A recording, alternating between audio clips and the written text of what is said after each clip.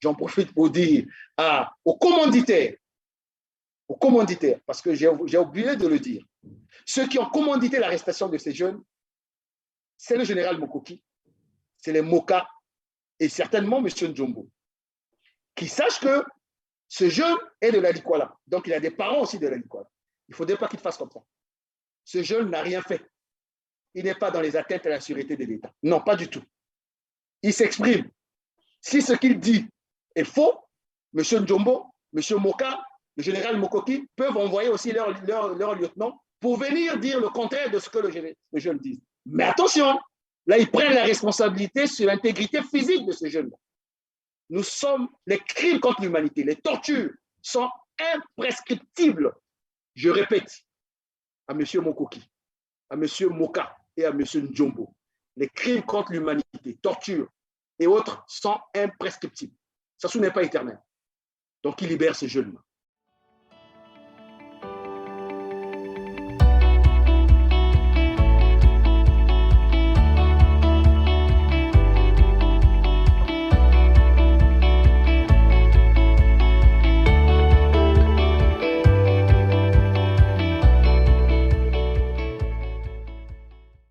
Bonjour, bonsoir, mesdames, mesdemoiselles et messieurs. Vous êtes encore sur Télar TV et bienvenue dans ce Breaking News.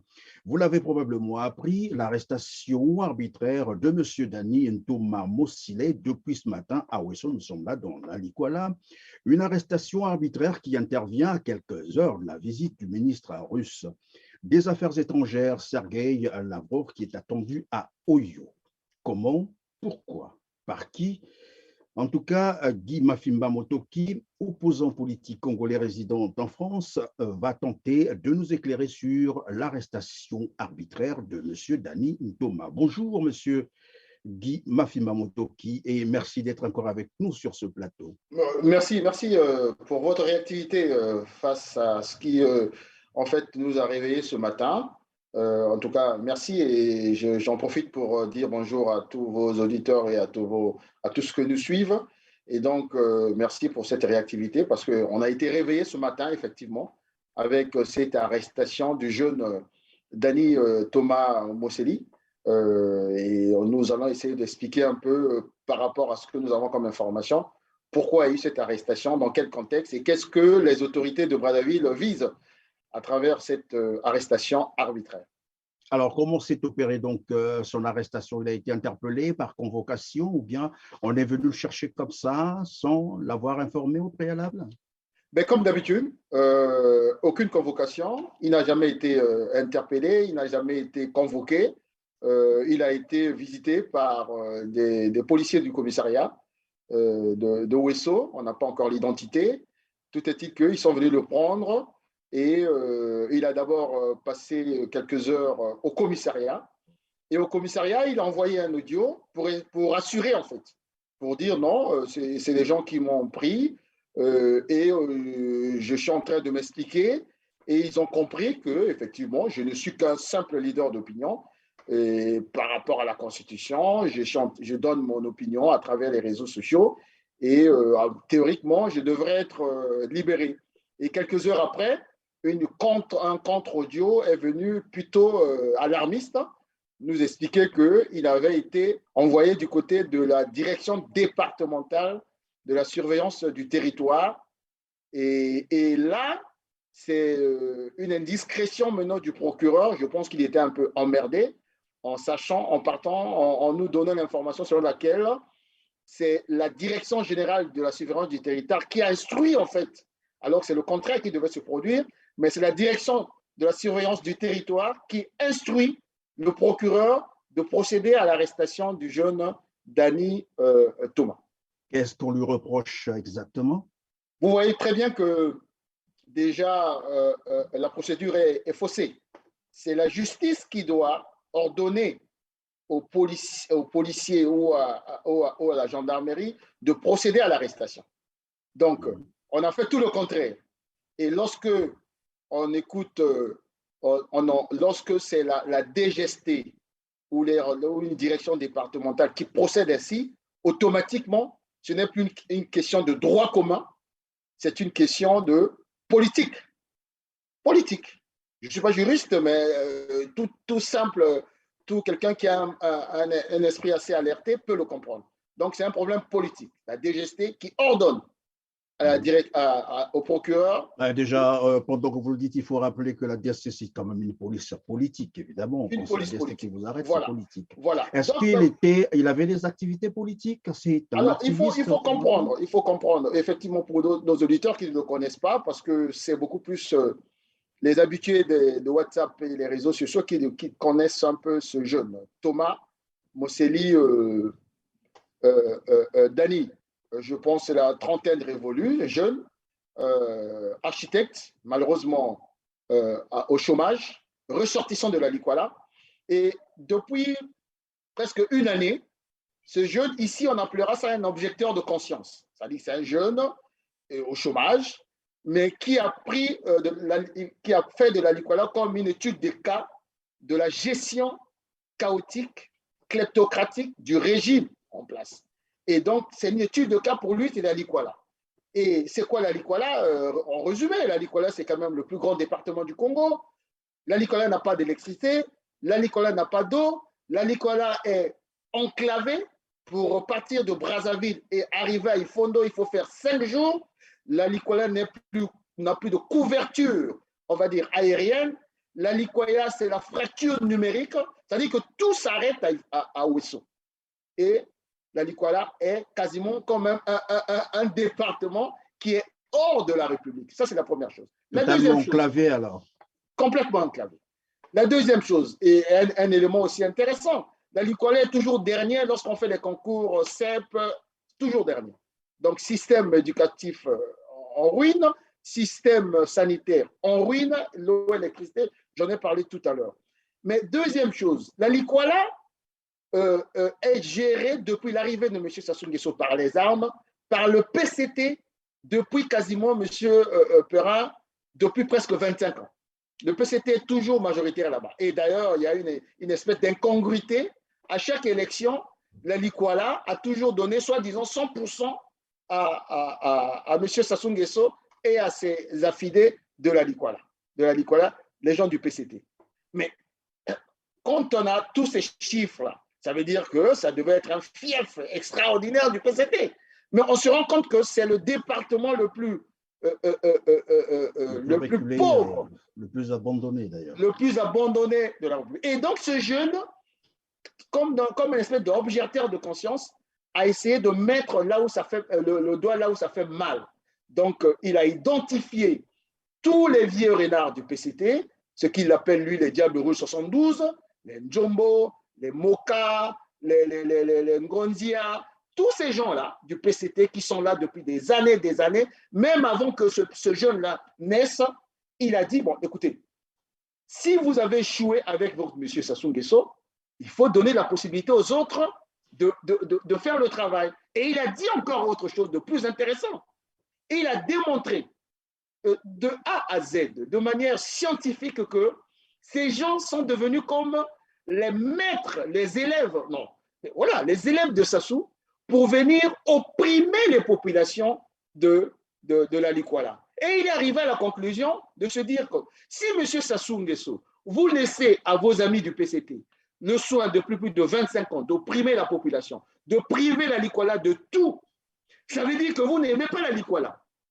Ça veut dire que vous n'aimez pas le Congo. Et de ce fait, lui demande la mobilisation des fils et des filles de la Likwala de s'opposer à cette manière de faire de la Likwala comme une espèce de département où on vient tout prendre, le bois, les minéraux, les ressources humaines, et la Likwala est abandonnée. Voilà un peu son discours politique. Il est parti de la société civile en introduisant un discours politique. Et ce discours politique-là a pris corps. Et aujourd'hui, à travers les réseaux sociaux, WhatsApp, il est dans des... Et il est aussi celui, et ça c'est important, on y reviendra certainement, M. Perrin, parce que M. Sassou Nguesso, son stratagème, c'est de dire quoi?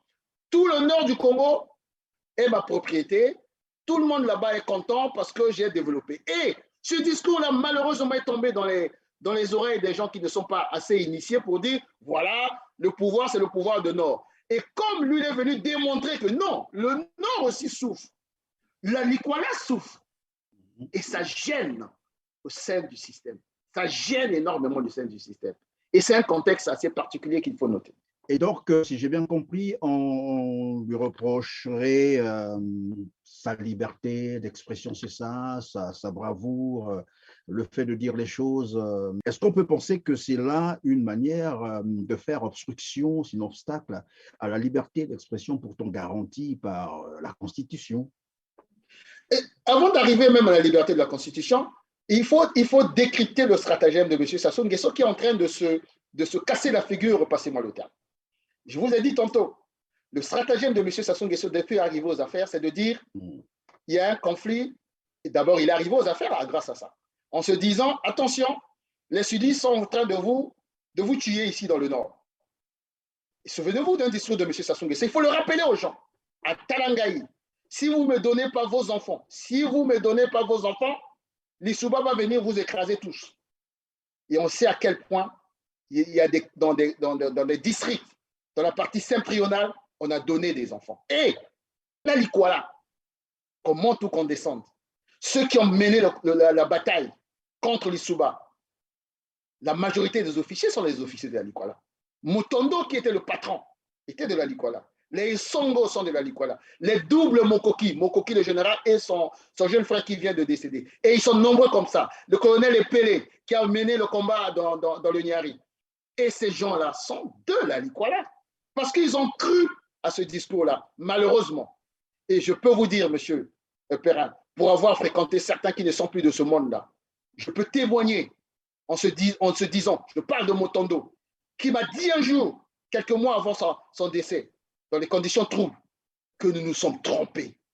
Nous nous sommes trompés, ce monsieur nous a instrumentalisés quasiment pour qu'on aille contre nos frères du Sud.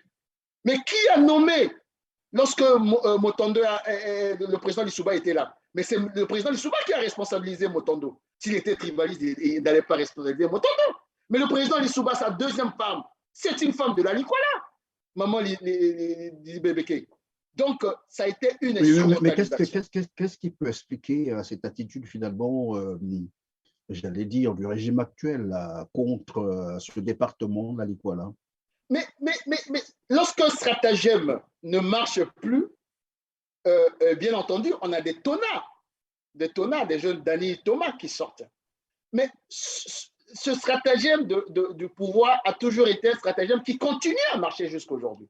C'est diviser pour régner.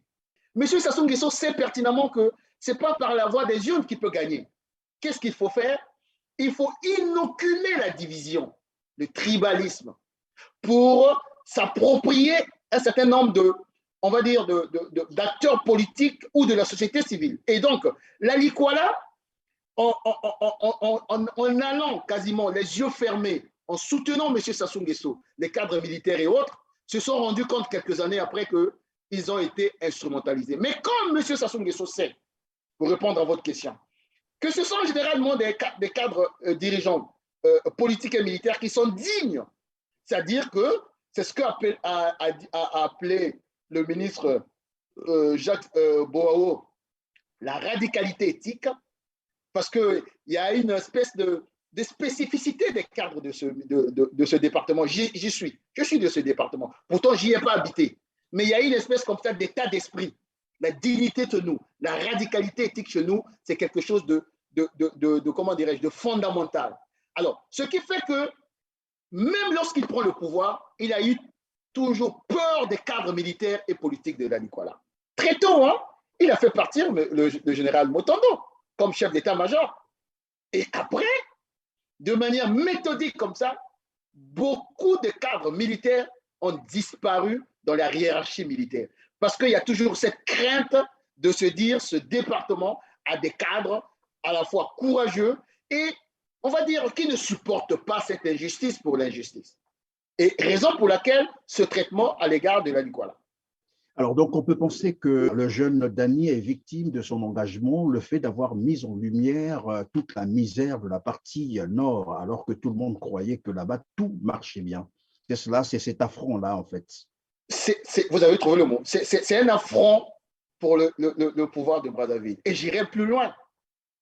pour le pouvoir de Brazzaville, c'est même un affront lorsque c'est un jeune cadre de la partie septentrionale. Monsieur Sassou Nguesso n'a pas la même perception lorsque un cadre de la partie septentrionale monte au créneau pour dire « je ne suis pas d'accord avec ça ». Regardez ce qui est arrivé. Il a toujours considéré cela comme une trahison, c'est ça? Voilà, mais parce qu'il est dans une gouvernance primitive, ce monsieur. Il pense que nous sommes, je suis de la partie nord du côté de mon père et au centre du côté de la mer. Il pense que nous sommes les gens qui sont des esclaves de ce monsieur. Mais personne n'est esclave de M. Sassou Nguesso et de son clan ou de sa famille. Et donc, il est plus dur. Raison pour laquelle j'ai tenu à faire cette émission, parce qu'il faut déjà alerter l'opinion nationale et internationale de ce que ce jeune garçon est dans les géoles du pouvoir. Et comme on connaît leur manière de faire, comme ce jeune homme est très écouté aujourd'hui, ses audios sont hyper partagés, on peut lui mettre quelque chose dans le verre et demain il va sortir, demain il ne sera plus de ce monde-là. Donc, comme vous avez posé la question de savoir pourquoi cela, c'est parce que pour Sassou Nguesso, comme il a vendu à l'international que lui, il est le leader d'abord du Nord, il contrôle le Nord, et lorsqu'il y a un homme, une femme ou un individu ou comment je vais dire, un parti politique ou une association qui sort pour essayer comme ça de détricoter son discours qui est un discours, on va dire, ethnocentriste, de dire que le Nord m'appartient et il y a un conflit Nord-Sud. Il n'y a pas de conflit Nord-Sud. Le paysan qui meurt, qui crève de faim chez moi là-bas à Epena, c'est le même paysan qui meurt, qui crève de faim à Mouyondi, à Kakwameka et dans le Poul. Et ce jeune, Dani, est venu réveiller en fait ce discours-là. Si c'est dit de quelqu'un qui est à l'extérieur comme moi, c'est pas audible. Mais lui, il vit dans la Likwala. Et il est en train d'expliquer que non, le Nord n'est pas, comme vous le croyez, comme Sassou le dit. Le Nord n'est pas logé à la même enseigne que Oyo. Le Nord, c'est pas Oyo. Alors finalement, son discours, est-ce qu'on peut penser que finalement son discours, donc le discours de Dani, bien sûr, a eu un grand impact lors des élections législatives parce que le PCT finalement, et c'est ce qu'on a constaté, même dans la partie nord, a été obligé de tricher pour être élu. C'est une très bonne transition. C'est là où on passe au contexte. On a parlé tout à l'heure de ce jeune. Pourquoi ça gêne? Pourquoi son discours gêne? Il n'est pas ministre, il n'est pas chef d'un parti. Son discours gêne parce que ce discours est venu détricoter le stratagème de M. Sassou Nguesso. Et là, on est passé au contexte maintenant. Le contexte est aussi une des raisons pour qu'on puisse faire taire ce jeune homme. Vous avez dit, qu'est-ce qui s'est passé avec ces élections législatives? J'avais dit dans une de mes tribunes que ces élections législatives, ça sera la bataille au sein du système dans leur tentative de succession. Les écuries vont se battre. Et vous avez dit, M. Perrin, voilà un parti qui se dit un parti qui a le contrôle du Nord. Et on se retrouve avec plus de 15 candidatures uniques parce qu'ils avaient peur de ce que j'ai appelé la géopolitique des populations. Parce que les populations de la partie septentrionale sont aujourd'hui édifiées pour dire que ce monsieur nous a pris en otage, ça suffit, comme l'avait réussi à le démontrer dans une de votre émission, comment vous l'appelez, mon ami maître Amédée Ganga. Oui. Il a sous-traité ses crimes. Il a sous-traité ses vols à travers un certain nombre de cadres du Nord. Mais les populations du Nord ne se retrouvent pas dans le discours de M. Sassou Nguesso, dans la gouvernance de M. Sassou Nguesso. Donc, dans le contexte actuel, ils ont pris peur de ce que même les candidatures, on va dire, qui n'ont pas de sens. Je prends le cas de Owando pour répondre à votre question. Un jeune, Opoma, 28 ans, en face de lui, à Owando, avec l'étiquette de Yuki, du feu Parfait Kolela, a battu Owassa, je le dis, battu Owassa dans les urnes. Owassa qui est le neveu de Jean-Dominique Okemba, à Owando.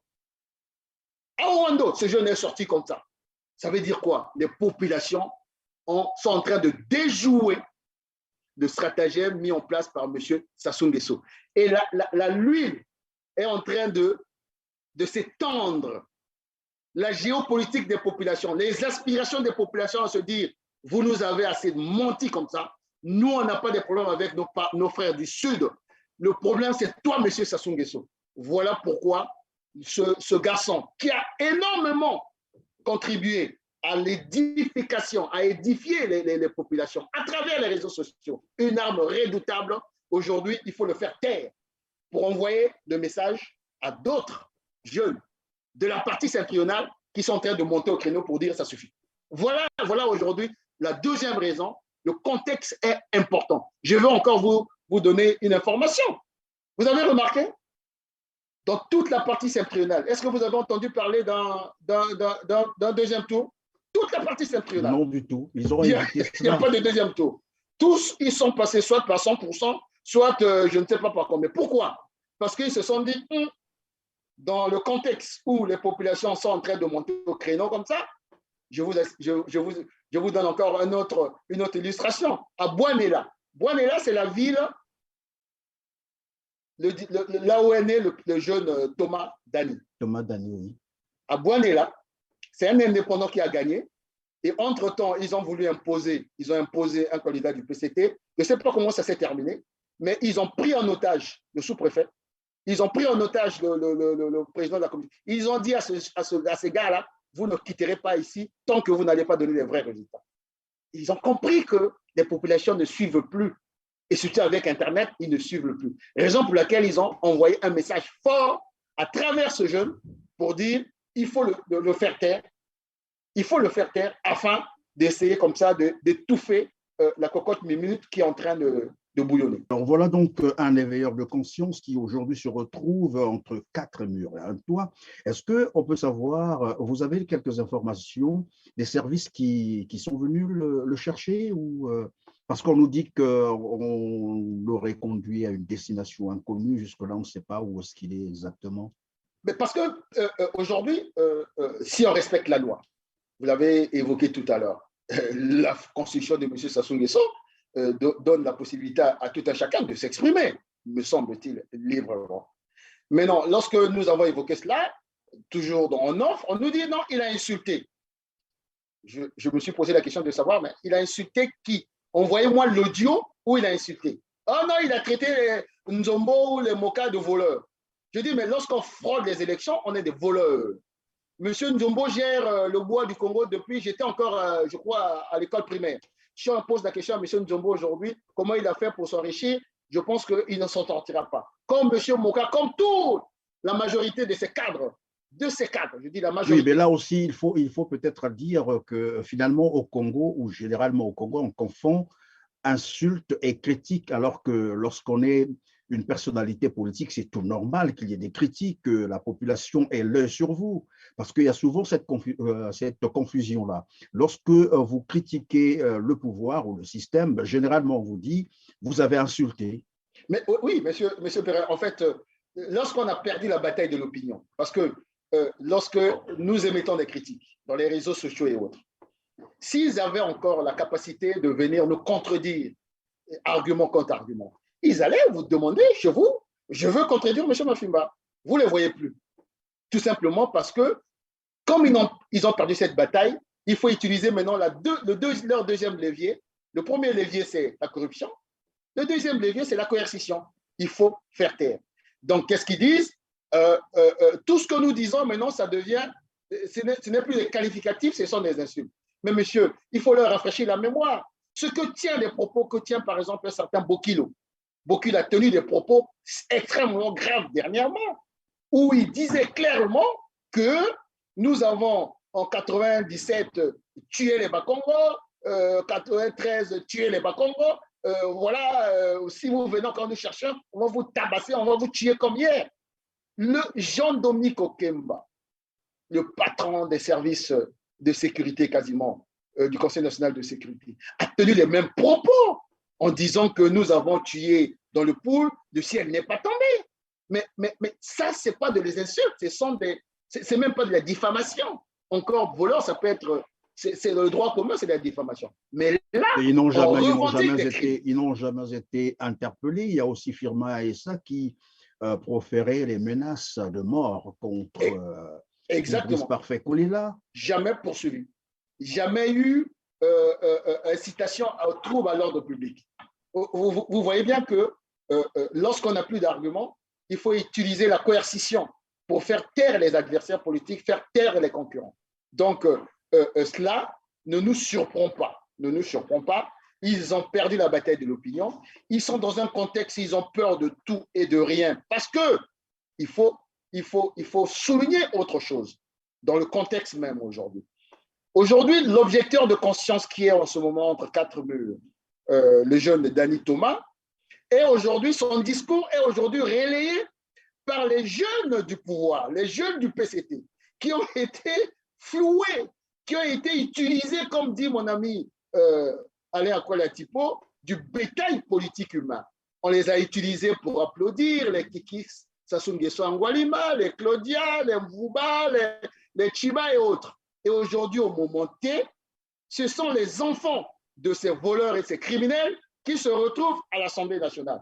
Et aujourd'hui, ce discours est tenu même au sein du pouvoir. Raison pour laquelle je dis, ils ont peur que ça prenne, et ça prenne corps dans la société, ça prenne corps surtout au sein de la jeunesse congolaise.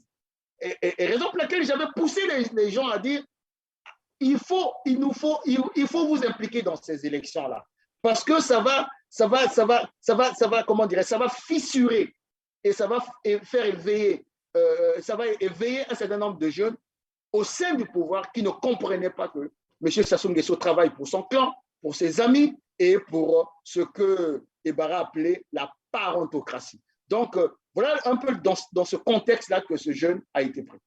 Alors, donc, on peut penser que ce genre d'arrestation, c'est aussi une forme d'aveu de faiblesse du régime qui probablement n'en peut plus et n'a plus d'autre choix que d'arrêter et de faire taire tout le monde finalement. Monsieur, vous avez appelé ça l'aveu de faiblesse? Non, aveu de fragilité, je dirais plutôt. C'est un système qui est très fragile. Si c'est un jeune, comme je dis, au chômage, qui balance de temps en temps ses audios, on envoie la DGST pour le faire arrêter, ça veut dire que ce système-là est très fragile. Raison pour laquelle j'encourage toujours les uns des autres en se disant, les batailles de la liberté, de la démocratie se gagnent petit à petit. Entre eux, ils se rendent compte que la redistribution des cartes n'est plus celle-là. Et le corps qui constitue encore le bras de ce pouvoir est en train de se fissurer, c'est-à-dire les jeunes. Donc, je parlerai plutôt d'un aveu de fragilité d'un système qui, bien entendu, inéluctablement, va aller à sa chute parce que vous ne pouvez pas diriger un pays avec sa petite famille, ses neveux, ses beaux-fils et ses enfants. Ce n'est pas possible. Et donc, raison pour laquelle nous devons ne pas laisser ce jeune-là un jour de plus en prison. Pas du tout. Nous devons nous lever et j'en profite, en tout cas, j'en profite à travers cette émission pour faire se passer ce message-là, comme on dit, lancer l'offensive, mais médiatique. Mais je voulais aussi souligner quelque chose. Parce qu'on connaît d'où ils viennent, ces gens-là, comment ils commencent. Et j'ai toujours parlé du triptyque manipulation, complot, violence. Parce que depuis pas mal de temps, on a vu circuler comme ça des trucs sur les réseaux sociaux. Ah oui, on a saisi des armes dans la Likwala. Ah oui. Vous voyez ce que je voulais dire? Parce que c'est très, très vite. On va commencer à coller. Comme il est en contact avec un certain nombre de jeunes ici dans la diaspora, contact avec les Guy Mafimba, parce que je suis convaincu qu'ils sont en train de traficoter son téléphone. Oui. Ben, il faut le dire clairement, oui, Guy Mafimba discute avec ce jeune parce que, bien entendu, nous devons, il s'intéresse à la question à la gestion de notre pays. Moi aussi, je m'intéresse à la gestion de notre pays. Donc, ils vont commencer à traficoter. Donc, nous allons dire, j'en profite pour dire aux commanditaires, parce que j'ai oublié de le dire, ceux qui ont commandité l'arrestation de ces jeunes, c'est le général Mokoki, c'est les Moka et certainement M. Njombo, qui sachent que ce jeune est de la Likwala. Donc, il a des parents aussi de la Likwala. Il ne faudrait pas qu'il fasse comme ça. Ce jeune n'a rien fait. Il n'est pas dans les atteintes à la sûreté de l'État. Non, pas du tout. Il s'exprime. Si ce qu'il dit est faux, M. Njombo, M. Moka, le général Mokoki peuvent envoyer aussi leur lieutenant pour venir dire le contraire de ce que le jeune dit. Mais attention, là, ils prennent la responsabilité sur l'intégrité physique de ce jeune. Les crimes contre l'humanité, les tortures sont imprescriptibles. Je répète à M. Mokoki, à M. Moka et à M. Njombo, les crimes contre l'humanité, torture et autres sont imprescriptibles. Ça n'est pas éternel. Donc, il libère ces jeunes-là. Il faut donc libérer Thomas Mosile Dani qui vient d'être donc arrêté arbitrairement, nous l'avons dit tout à l'heure. Et d'entrée de jeu, je disais que c'est une arrestation qui intervient à quelques heures de la visite du ministre russe des Affaires étrangères, Sergueï Lavrov. Comment pourrait être perçue cette situation? Ben, écoutez, ça intervient à quelques heures de la visite de M. Lavrov, le ministre des Affaires étrangères de la Russie, dans un contexte de guerre entre la Russie et l'Ukraine, sinon entre l'Occident et la Russie avec comme allié la Chine et autres. Mais s'ils sont venus partir voir monsieur, là où j'interpelle les autorités russes, M. Lavrov, ils sont partis voir certainement M. Sassou Nguesso, soit disant que c'est le médiateur international le plus que tout le monde nous envie. Mais il faut dire à M. Sassou Nguesso, à M. Lavrov, qui disent à M. Sassou Nguesso, d'abord de régler les problèmes internes à son pays, n'est-ce pas? À son pays. Et je dis aussi à M. Lavrov, aux autorités russes, ils sont perçus par un certain nombre de populations africaines, d'élites africaines, comme la Russie, en tout cas, comme étant la puissance, membre du Conseil permanent de sécurité des Nations Unies, perçue comme étant la puissance qui est aux côtés des peuples opprimés. Mais là, M. Lavrov arrive dans un pays où on arrête un jeune d'à peine 30 ans parce qu'il s'exprime. Pourquoi? Parce que ses dirigeants sont en train d'opprimer le peuple congolais. Eh bien, j'espère qu'il prendra le soin d'interpeller M. Sassou Nguesso. Pourquoi? Parce que c'est quand même une grande puissance qui, quand ils arrivent dans un pays, ils ont les oreilles partout. Ils ont ouvert les oreilles partout. Ils savent exactement que nous avons 2 prisonniers politiques dans ce pays, dont André Okombi Salissa, qui a étudié en URSS, ça dit que c'est un homme de gauche, étudiant en URSS, qui est en prison. J'espère que M. Lavrov le sait. Le général Jean-Marie Michel Mokoko, Lavrov le sait à travers leur consulat, et qui savent que le régime, en tout cas le patron du régime qui va recevoir, le patron de l'administration, enfin de la diplomatie russe, le patron de ce régime-là, c'est un oppresseur de son peuple. Donc, si la Russie veut avoir toujours cette bénédiction d'une certaine élite ou des populations africaines, doit regarder deux fois les alliances que la Russie veut sceller. Sinon, la Russie sera mise au même titre que la France, de la France-Afrique ou les États-Unis, qui aussi, de temps en temps, oppriment d'autres peuples. Donc, raison pour laquelle on connaît un peu ma position par rapport à cela. J'ai toujours dit, le Big Bang géostratégique n'est pas du tout cette capacité d'aller sceller des alliances avec des puissances qui viendront encore conforter nos oppresseurs. On ne dit pas qu'ils le font pour ça, mais on dit en même temps, vous avez bien fait de le dire, il arrive en tant que grande puissance, il doit ouvrir les oreilles pour savoir ce qui se passe dans le pays qui le reçoit aujourd'hui. En tout cas, je crois que le message est passé à la Russie donc de faire le choix où elle sera avec les despotes, où elle sera avec les populations africaines. En tout cas, merci d'avoir répondu à nos questions aujourd'hui. Ça a toujours été un plaisir pour nous de vous recevoir sur notre plateau. Moi également. À vous aussi, mesdames, mesdemoiselles et messieurs, merci de nous avoir suivis. Likez, partagez et abonnez-vous. On se retrouve très bientôt. Merci.